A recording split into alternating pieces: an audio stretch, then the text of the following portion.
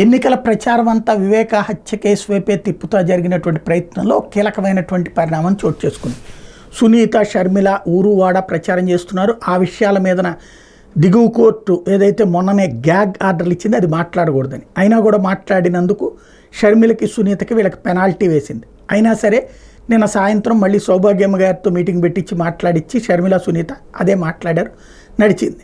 అంటే court ధిక్కరణకే ready అయ్యారు. ఓ పక్కన కోర్టు ధిక్కరణ కాన్సెప్ట్ వైపుకి వెళ్తున్నది ఇటు వైసీపీ.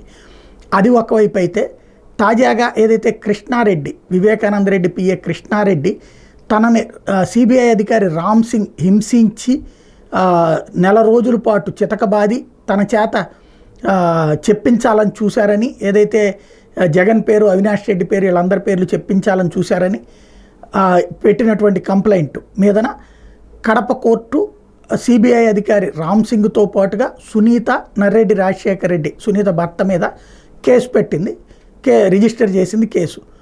ఆ కేసు కొట్టేయాలంటూ హైకోర్టుకు వెళ్ళారు వీళ్ళ ముగ్గురు కూడా, రామ్ సింగ్, సునీత, అట్లాగే నర్రెడ్డి రాజశేఖర్ రెడ్డి. కానీ ఇప్పుడు అది ఏది క్వాష్ పిటిషన్ అంటే కింద కోర్టులో ఉన్నటువంటి కేసుని కొట్టివేయమని క్వాష్ పిటిషన్ వేస్తే ఆ పిటిషన్ని కొట్టివేసింది తాజాగా హైకోర్టు.